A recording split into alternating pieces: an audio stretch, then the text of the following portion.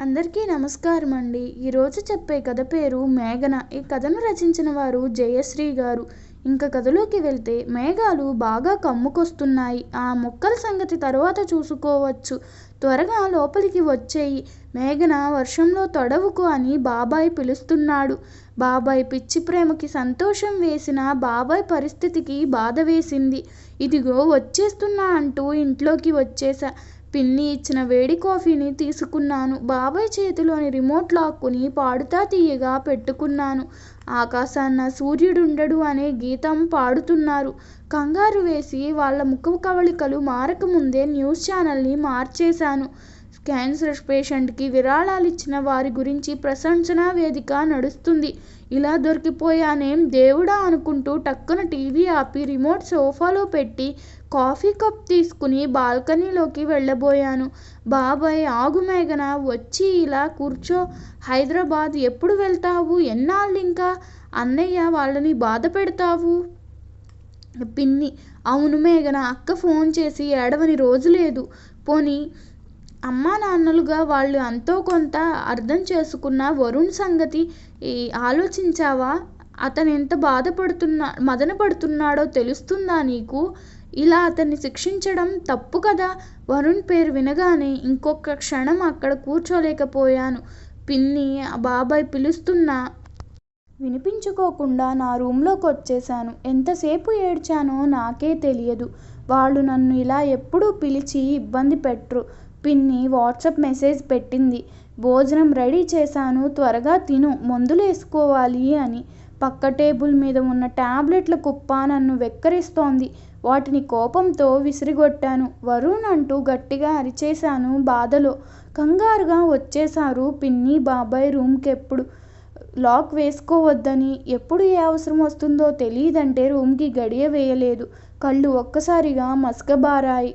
బాబాయ్ పిన్నిని తిట్టడం మొదలుపెట్టారు. వరుణ్ ఎందుకు గుర్తు చేశావంటూ లోపల నవ్వుకున్నాను.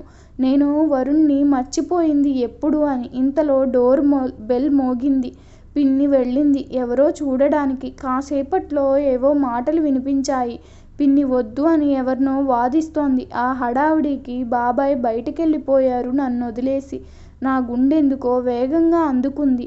స్పృహ కోల్పోతున్న నాలో ఏదో అలజడి. బలవంతంగా చుట్టూ చూడడానికి ప్రయత్నిస్తున్నాను. విశ్వ ప్రయత్నం చేసి నా శరీరం మీద పట్టు తెచ్చుకుంటూ బెడ్ దిగి నడవబోయాను. కానీ నా శక్తి చాలక పడబోయాను. భుజాలు పట్టి ఆపారు. నేను తలెత్తి ఎవరో అని కూడా చూడలేకపోతున్నాను. కానీ ఆ స్పర్శ నాకు ఊపిరినిస్తోంది. ఆగిపోతుందేమో అన్నట్టుగా ఉన్న ఊపిరి ఇంకొంచెం సేపు శ్వాస తీసుకోవాలని చూస్తోంది. బాబాయ్ అంబులెన్స్కి కాల్ చేశారు. నేనింకా అలానే ఉన్నాను. ఇంతలో తను నన్ను పైకి తీసుకుని నన్ను తన ఎదురుగా నిలబెట్టడానికి ప్రయత్నిస్తున్నాడు. మేఘన అని తన ఒక్క పిలుపుతో తేరుకున్నా. నేను తన కళ్ళల్లోకి చూశాను. మెరిసిన కళ్ళల్లో ఇంతకంటే ఇంకేం కావాలన్నట్టు నెలకేరిపోతున్నాను. తను నన్ను ఎత్తుకుని బెడ్ మీద పడుకోబెట్టాడు. టేబుల్ మీద ఉన్న టాబ్లెట్స్ని చూడగా ఏదో అర్థమైంది తనకు. ఇంతలో అంబులెన్స్ వచ్చింది. నన్ను అడ్మిట్ చేశారు. అమ్మ వాళ్ళకి విషయం చెప్పారు. ఏం జరుగుతుందో అర్థం కాని వరుణ్ బెంబోలెత్తిపోతుంటే పిన్ని వరుణ్ణి అనునాయిస్తూ జరిగింది చెప్పడం మొదలుపెట్టింది. మీ పెళ్లి కుదిరిందని ఎంతో సంతోషంగా ఉన్న తను షాపింగ్ కోసమని ఇక్కడ మా బంధువులని తన ఫ్రెండ్స్ని కలుపుకొని వెళ్తామని వచ్చింది. నీకు తెలిసిన విషయమే. మా అక్క వాళ్ళ పిల్లే అయినా మా అమ్మాయి అనుకుని పెంచాము. పిల్లలు లేని మాకు మేఘన మా కంటి వెలుగైంది. అక్క వాళ్ళతో కంటే మాతో ఎక్కువ ఉండేది. పెళ్లి కుదిరాక కూడా ఆ సంతోషాన్ని మాతో పంచుకోవడం కోసం నీకు కూడా చెప్పకుండా వచ్చేసింది మా చిట్టి తల్లి. వాళ్ళ బాబాయ్ అయితే ఉబ్బి తబ్బపోయాడు. తన చిన్నారికి వెళ్ళంటే ఇద్దరూ ఇల్లు పీకి పందిరేళ్ళు సరదా కోలాహలంతో. కానీ దేవుడు తన ఉనికిని చాటడం కోసం ఎప్పుడు ఏ రూపంలో వస్తాడో తెలియదు. ఆ రోజు మాత్రం మేషమై వచ్చాడు. ఒక ఆదివారం రోజు పెళ్లి షాపింగ్కెళ్ళి వచ్చేస్తాను అంది. కానీ దేశం బాగా మేఘావృతం అయింది. కింద మనసు కీడు శంకించింది. వర్షం వచ్చేలా ఉంది. మేఘన ఇవాళ వద్దు అన్నాను. ఏంటి పిన్ని చిన్నపిల్లలా అంటూ పోయింది. ఎప్పట్లానే మా ఆయన దానికి వంత పాడారు. సరేనా అనక తప్పలేదు. షాపింగ్ మార్కెట్ ఫొటోస్ 10 పంపింది. ఎప్పటికప్పుడు ఆర్కే బీచ్కి వెళ్తున్నా నీ మెసేజ్ పెట్టింది. వరుణ్: అవునాంటీ, తను నాకు బీచ్ నుండి వీడియో కాల్ చేసి ఇలా అంది. వరుణ్: ఒక్కసారి ఆ ఆకాశాన్ని చూడు, కమ్ముకొచ్చిన మేఘాలతో ఎంత అందంగా ఉండే. నీతో అలా మాట్లాడాలని ఉంది. ఇప్పుడు నాతో ఉండుంటే బావుండే. ఇక్కడ ఆ మేఘాలన్నీ చూస్తూ నా జీవితం గుర్తే వస్తోంది. ఇన్నాళ్ళు నా చుట్టూ ఉన్న బంధాలతో మబ్బులకు తెలియాడను. నువ్వు పరిచయమైనంత వరకు తెలియదు నేనెప్పుడూ నా వాళ్ళని వర్తించలేదని. నాలోనే నన్ను మేము నీరు దాచుకున్నట్టు కాచుకున్నానని తెలియదు. నీ పరిచయం, ప్రేమ నా జీవితంలో తొలకరి చినుకులు. ఇప్పుడు పెళ్ళిలో జడివానలా మురిసిపోబోతున్నాము. Love you so much Varun అంటుండగా సిగ్నల్ కట్ అయింది. నాకు మళ్ళీ కాల్ చేద్దామనేసరికి కలవలేదు అన్నాడు. పిన్ని వాళ్ళు కూడా ఇంక తరువాత తన నుంచి ఎలాంటి కబురు రాలేదు. వర్షం కూడా బాగా పెరుగుతోంది. సిగ్నల్ కూడా సరిగ్గా లేవు. కరెంటు పోయింది. వైఫై కూడా లేదు. కొంతసేపటి తర్వాత మేఘన ఫోన్ కలిసింది. తన ఫ్రెండ్ ఆన్సర్ చేసింది. మేఘనాని హాస్పిటల్లో అడ్మిట్ చేశారని చెప్పింది. ఉన్నపాటుగా బయలుదేరిపోయాము. నేను ఆయన అక్కడికి వెళ్ళాక తెలిసింది. వాతావరణం చాలా బాగుందని. మబ్బుల ఆనందాలన్నీ కెమెరాలో షూట్ చేస్తూ ఆకాశంలోకి చూస్తూ చాలాసేపు తిరిగిందంట. దాంతో కళ్ళు తిరిగి ఒక్కసారిగా కింద పడిందట.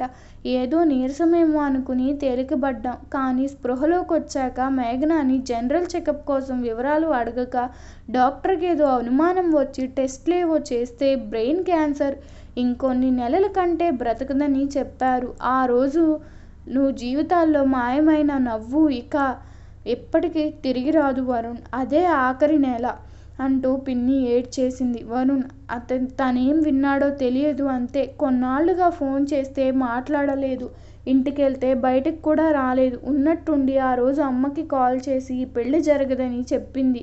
ఎంత కలవాలని ప్రయత్నించినా వీలు పడలేదు. అత్తయ్య వాళ్ళని అడిగితే ముందు చెప్పలేదు ఎక్కడుందో. ఒక ఫ్రెండ్ ద్వారా తెలుసుకున్నాను వైజాగ్లో ఉందని. తన కోసం వచ్చాను ఆంటీ. తనెందుకు ఇలా చేసిందో అడుగుదామని.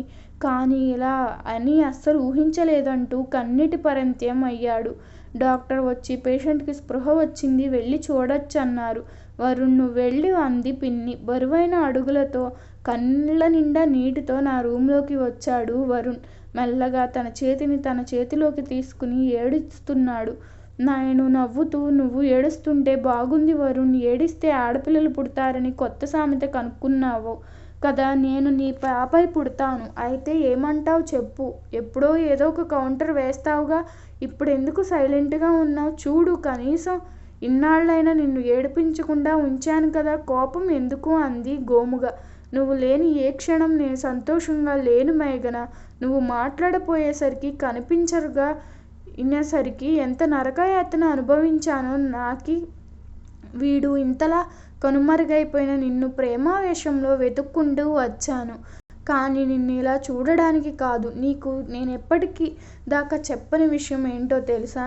నిన్ను నేను ఫస్ట్ టైం ఎక్కడ కొడైకెనాల్ ట్రిప్కొచ్చిన నువ్వు వైట్ డ్రెస్సులో మేఘాల మధ్యన పరవశంతో లోకమంతా సంతోషాన్ని నీ కళ్ళల్లో ఎంపుకుని చుట్టూ ప్రకృతిని ఆస్వాదిస్తూ ఫ్రెండ్స్తో నవ్వుతూ తుళ్ళుతూ మేఘానికి రూపం వస్తే నీలానే ఉంటుందేమో అన్నట్టుగా నడిచొస్తున్న నిన్ను చూసి నా గుండె లయ తప్పింది. అప్పుడే అందుకున్న వర్షంలో చిందులు చేశాను. నా దేవతని చూశా అన్నాడు వరుణ్. ఆ వర్షంలోనే నిన్ను నేను మొదటిసారి చూశాను. సాగే మేఘాలనే కాదు, కురిసే వర్గాన్ని కూడా ఆహ్వానించాలన్నట్లుగా ఉన్న నీ అందం నన్ను నీ ప్రేమలో ఆవడే పడేసింది.